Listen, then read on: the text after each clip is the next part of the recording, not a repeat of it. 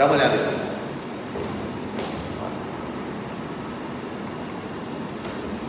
Olha só. Nível do mar, Rio de Janeiro, Volta Redonda, Everest. Vou chutar alguns valores, ok? Então vamos lá. Rio de Janeiro está no nível do mar. Volta Redonda está mais ou menos 365 metros acima do nível do mar. O Everest é 8.810. Deu uma diminuída quando teve aquele grande abalo sísmico naquela região de Katmandu e deu uma diminuída. Bom, a pergunta é a seguinte: onde é que a pressão atmosférica é mais alta? É maior? No Rio, Volta Redonda ou no Everest? Se você não estiver sabendo, olha para o tamanho da selva. Pressão atmosférica alta, pressão atmosférica menor, pressão atmosférica bem baixa. Essa pressão atmosférica mantém grudado os gases. Então aqui eu tenho 1 atm de pressão. Então aqui eu tenho menos de 1 atm de pressão. E aqui eu tenho bem menos de 1 atm de pressão. Aqui em cima, como a pressão atmosférica é muito baixa, os gases não ficam muito juntos, eles ficam mais separados. Então a taxa de oxigênio, por exemplo, é bem menor. Aqui a taxa de oxigênio é de 21%. Aqui, cara, a taxa de oxigênio é de 8 a 12%. Por quê? Como a pressão atmosférica é baixa, os gases ficam mais espalhados. Então o oxigênio também fica mais rarefeito. Ok? Estamos em anos de Olimpíada, que não vai acontecer esse ano, vai acontecer no ano que vem. Então passa a ser as Olimpíadas de 2020, que acontece em 2021. E boa parte dos atletas fizeram sua preparação em grandes altitudes. Porque em grandes altitudes o organismo vai se adaptar a trabalhar com uma baixa de oxigênio. Isso obriga, fisiologicamente, o seu organismo a produzir um número maior de glóbulos vermelhos para transportar o oxigênio. E esses glóbulos vermelhos diminuem o seu tamanho para aumentar a concentração de hemoglobina. Então, quando eles treinam lá em cima, 2 meses, 3 meses, o número de hemácias aumentou bastante. A concentração de ferro também, de hemoglobina também. É chamada de microcitose. Aí ele vem competir no nível do mar, ele vai ter uma captura de oxigênio bem mais eficiente do que os outros atletas. Isso não é classificado como doping, porque todo mundo pode ir para as grandes altitudes. É legal? Se por acaso ele for simular essa modificação de altitude, ele vai usar o que nós chamamos de câmara hiperbárica. Uma câmara hiperbárica você consegue simular a pressão atmosférica e seus gases. Algumas pessoas utilizam câmaras hiperbáricas para acabar com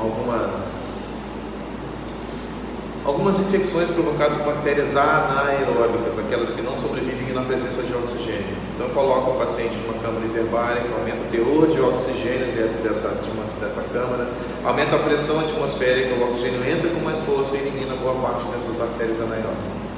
Outros utilizam essa câmara hiperbárica também para eliminar células cancerosas. A célula cancerosa tem uma necessidade de oxigênio muito grande, porque ela tem uma atividade metabólica mais alta. Então eles colocam nessa câmara hiperbárica e diminui a taxa de oxigênio, diminui a pressão parcial. As suas células sobrevivem, mas aquelas células que necessitam de uma taxa maior de oxigênio tendem a sucumbir dentro da câmara hiperbárica. São tratamentos aleatórios. Mas se você fizer um treinamento para você aumentar o seu número de hemácias, utilizando essa câmara hiperbárica e depois vai competir, isso é doping, chama de doping tecnológico, tá legal? Você está usufruindo da tecnologia para fazer isso. Bom, então olha só. Você está aqui em Volta Redonda. A sua pressão interna, vou chutar valores. A sua pressão interna é de 0,7 atm. No Rio de Janeiro é de 1 atm. Legal? Aí você vai para o Rio. Para você ir para o Rio, o que você faz? Primeira coisa, tira a foto e avisa que vai para o Rio. As redes sociais, partiu para o Rio. Isso, amiga, vai sim, se diverte, não sei o que lá. Bom, você vai descer a serra. Quando você desce a serra, a pressão atmosférica externa aumenta, mas a sua continua 0,7. Então seu tímpano vai para dentro e você fica surdo. Aí diz assim, Nossa Senhora! E muitas vezes provoca enjoo, porque por causa dessa alteração atmosférica. Aí você chega no Rio de Janeiro, está lá, sentado, tira a foto da praia, seu pezinho, areia, sol, tudo de bom, e coloca seus hashtags lá, e todo mundo, é isso aí, não sei o que lá, e tal, você faz suas lives, enfim. Daqui a pouco você dá uma bocejada, ou você está mascando um chiclete, você faz uma compensação da pressão interna com a pressão externa, e agora iguala a pressão, seu ouvido desentope. Aí você, se entupiu, não sei o que aconteceu, você igualou a pressão, tá legal? Aí você fica aqui, aí você coloca uma hashtag assim, vou para casa, nada melhor que a casa, nossa senhora, partiu para casa. Aí você avisa que está indo para casa, porque você sabe, seus amigos sabem tudo das suas redes sociais, você vai subir a serra. A sua pressão atmosférica interna agora é de 1 atm, mas à medida que você sobe, você diminui a sua pressão atmosférica. Se você diminui a sua pressão atmosférica, seu tímpano vai para fora todo. Então você fica surdo do mesmo jeito. Aí quando você chega aqui, quando você igualar a pressão externa com a pressão interna, seu ouvido vai desentupir, tá legal? Então isso é uma adaptação. Isso acontece muito em aviões. O avião está aqui parado, daqui a pouco ele vai subir. Ele não sobe assim, ele vai subir assim,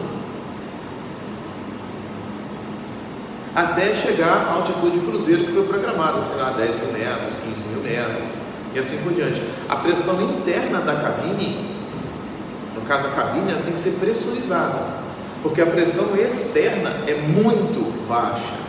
Então, se acontecer algum furo naquele avião, naquela fuselagem do avião, a pressão interna é tão forte em relação à pressão externa que tudo que está dentro vai para fora.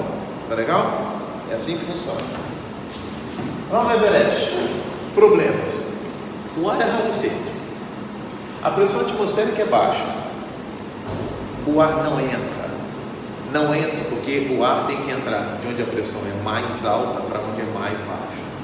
Se a pressão externa já é baixa pra caramba, então a grande dificuldade do alpinista aqui em cima, que é chamada de zona da morte, porque a taxa de oxigênio é muito baixa, acima de 8 mil metros, ele tem uma dificuldade muito grande para inspirar. Então eles geralmente sobem com garrafinhas. Algumas pessoas gostam de subir sem nada, chamado de subida livre. Se você já estiver morando nessa região aqui, se você for um natural daqui, chamado de Sherpas ou Sherpas, que são chamadas de mulas do Everest, eles já vivem aqui tudo direitinho, então eles têm capacidade de chegar aqui sem equipamento. Você não, vai ter que passar um período de adaptação muito grande. Tá legal? Bom, outra coisa que pode cair na sua prova: você está aqui na água, a cada 10 metros que você desce, aumenta 1 atm de pressão em cima de você. Mais 1 atm, mais 1 atm. Questão de prova, já caiu pra caramba.